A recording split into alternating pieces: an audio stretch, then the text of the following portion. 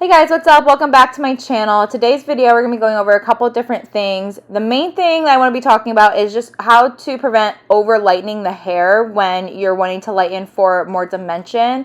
As a blonding person, that can be kind of a harder job than what we may think it is.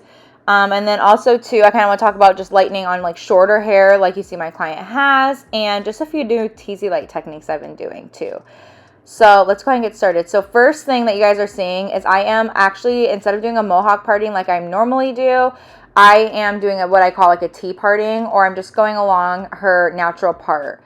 So the reason why you see me doing a mohawk sectioning a lot of the time is because mohawks are great for when clients want a lot of light coverage. The reason why is because that whole mohawk is all focused on the top of the head on both sides, right? So yes, you can do a mohawk if clients want more dimension, but I find that when you're using a mohawk for dimension, one, it's a lot easier to overfoil, and two, because those foils are placed along the top of the head and they're kind of falling more like vertically than two, they just don't lay as soft. So I typically, more times than not, if I am doing a more dimensionally blonde placement, whether it is foil like baby lights or whether it is teasy lights or a combo like this, you'll most likely see me doing more of like, again, what I call like a T parting. This underneath side is all fairly similar to what I do on the other sides. You'll just, again, see me placing these foils more dimensionally because that's what my client requested. It's mainly when I'm on the top part of the head, so anything like higher than the temples is where you doing a T parting is going to be a little more beneficial than the mohawk sectioning. So going along with that, so since there's no mohawk, what I do when I start on the sides is I just start at the hairline, and I kind of just piggyback back and forth between doing like a money piece, and then I'll like bricklay kind of and do like just a section that's not the money piece, and I kind of just like work my way up as you guys kind of see me doing here.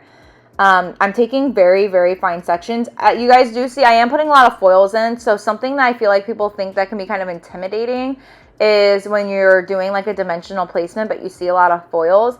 But here's the thing is, when you see my sections are baby fine, like might be even a little bit finer than how I do some of my baby lights. We really like her color to be dimensional and very soft. So the key with doing softer colors is you're having to take very fine sections, but also too, so those highlights don't get lost and it's not like too soft. You sometimes have to place a little bit more foils in than, your regular traditional like dimensional service. But we want dimension, but we just don't want it to be streaky. So this is what most of the time works best for me and for my clients. So that's why you're going to be seeing me putting a lot of foils in still.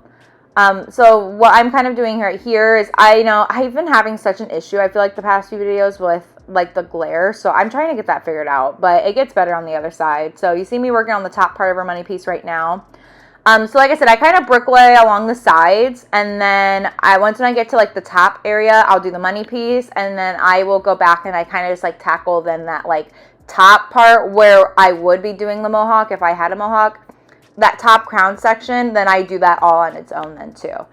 And especially I'm all about like fluidity for color, but especially for colors like this, it's really important to be going along their head shape and just their growth pattern. For these soft, very dimensional colors, it's all about, again, like what flows the best for them. So this is a great time to be kind of like, if you don't know much about, or if you aren't very familiar with like foiling along the curvature of the head and you normally follow like a strict roadmap situation, colors like these are perfect for kind of weaning you into that. So as you guys kind of saw, I'm starting to like kind of break up this dimension a little bit more up here in this crown area. Underneath, it technically looked like I was doing more, but I was really just tackling her money piece. But now that, again, the whole entire money piece is done and we're really just working on the dimensional pieces, you're going to see me still taking very fine sections, but I'm going to be leaving a little bit more room out than what you see me doing in the money piece area.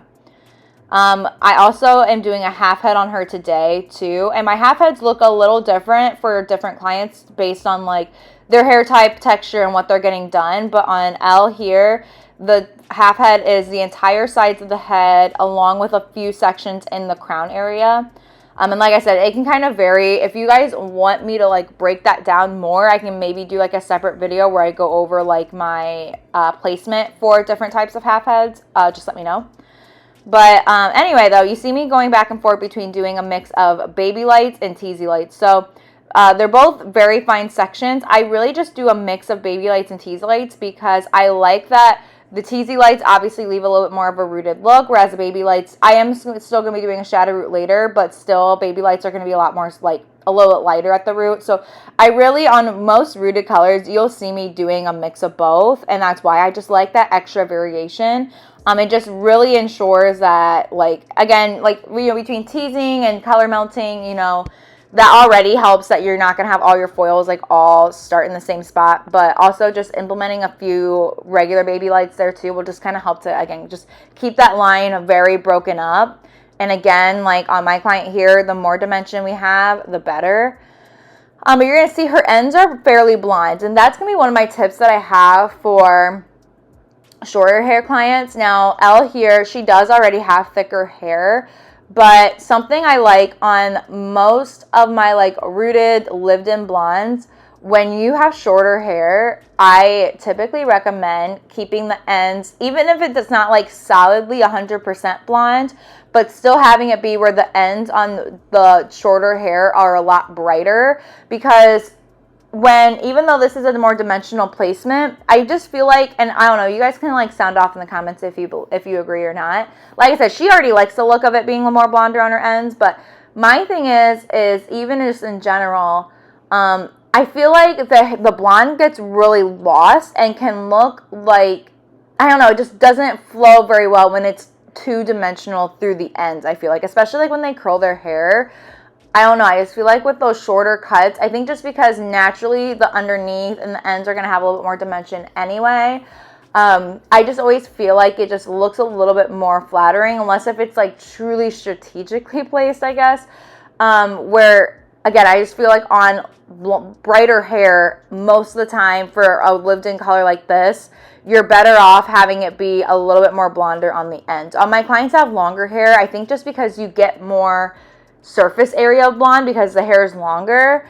I don't necessarily think it's as big of a deal, but sometimes I feel like it's hard to notice that color when you don't have the ends a little bit brighter. So, like I said, you can let me know in the comments if you agree or if you feel like you just learned something new, whatever.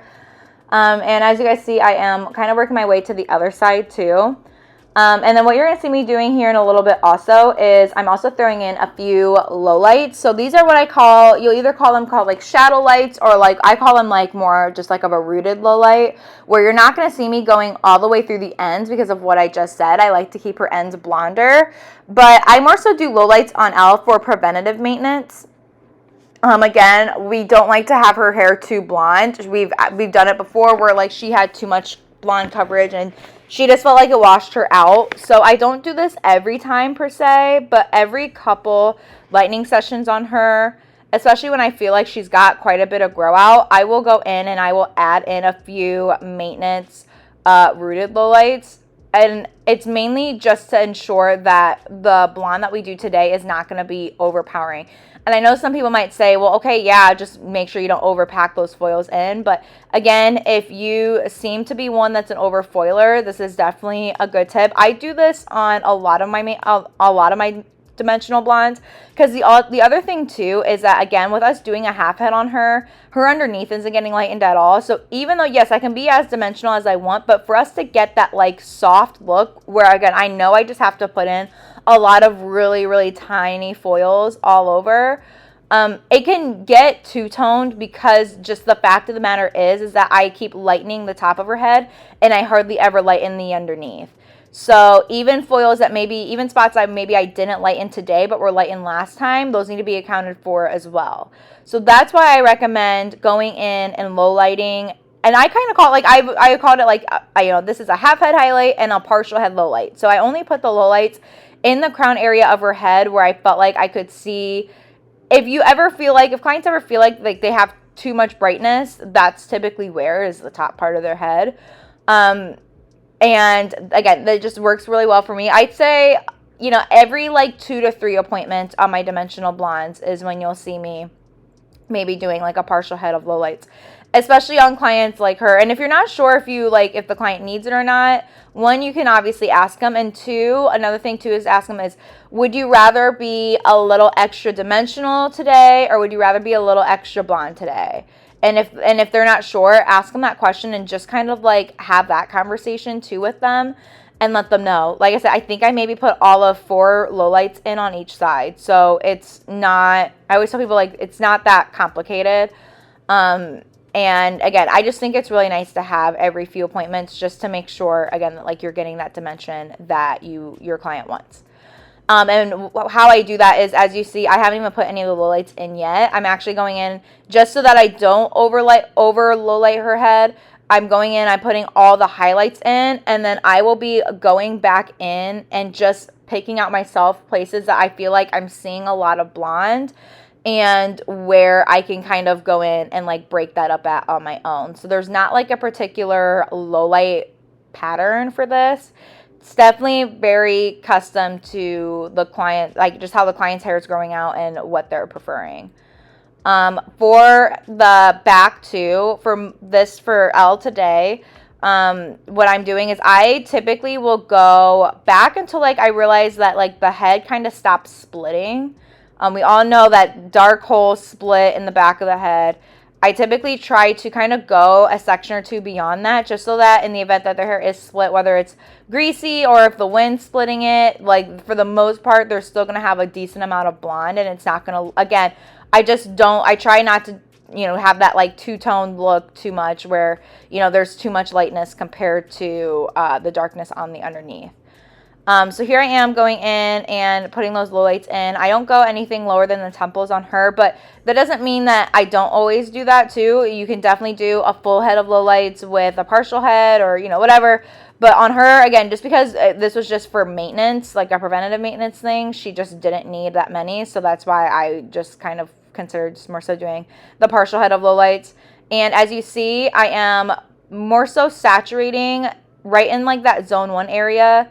And then I'm using my comb and I am like gliding it through just to kind of add in that extra blend, because again, we're not putting it all the way through the ends, but the last thing we need is for the lowlights to like have a drastic stop though also. So that's why you see me again, just like applying it in zone 1 and then kind of like brushing it down with my comb for about an inch. And that seems to work really well for me. Another thing that you can do, I've seen people do, is mix in a little bit of clear and with a separate bowl and kind of use that as like a blending agent. That's definitely a great option as well. I don't think I've ever done that, but there's definitely nothing wrong with that. And then my low light formula too was 8N 8WG from Redken Shades. It had just been sitting for a hot minute, so that's why it's really dark. But another tip too is if you're scared of over low lighting, just so that you're sure that it's not going to be too dark, formulate your low light 1 whole level lighter than their natural level, because again, it's going to be going over somewhat porous blonde, even if it's not going all the way through the ends. So that's why she's a natural level 7, so that's why I went all the way up to a level 8, and I did the filler and the like 8N. I did 8N 8WG equal parts too, so equal parts filler to equal parts neutral also. So I just let that sit, and then what you guys are going to see me doing here at the bowl is, for one, I've been kind of playing around with brushing out my teasy lights before I rinse their lightener out. I saw this on TikTok from Rag & Beauty, I believe. I think it was her that did it. I can't remember if anyone else has done it, but I think I like it. It's kind of hard to do for, like, it's good for like teasy light touch-ups where like the lightener isn't all the way through the ends. But I've learned that with those that have too much lightener in, it can just kind of get a little too messy. But let me know if you tried it and if you liked it. So that's kind of what you see me doing here. And then what I made sure to do too, so that the lightener wouldn't bleed in with those lowlights, is I picked those out and moved those to the side. So like kind of like going behind the head. And then I made sure to brush out my teasy lights to the front, to the like more so front and toward her face, obviously avoiding getting bleach in her eye. But Another thing too when you're doing this though is just to make sure you're preventing bleeders and everything, brush that out quick. Try not to take more than a couple minutes. Okay, so now we are root shadowing her. So I'm doing my typical TZ or teardrop root. I just did a video on this the other day, so go check that out. And then something else I've been doing on a lot of my clients lately is balayaging. Again, something else I got from Brag and Beauty. But I've always balayaged, but I've definitely been implementing this a lot more lately. I'm typically was like a dry tip out kind of gal, but I kind of like just doing it all at one at the bowl. I feel like it opens up. I feel like the cuticle is opened up a little bit more, but also too, I feel like it's just a little bit safer.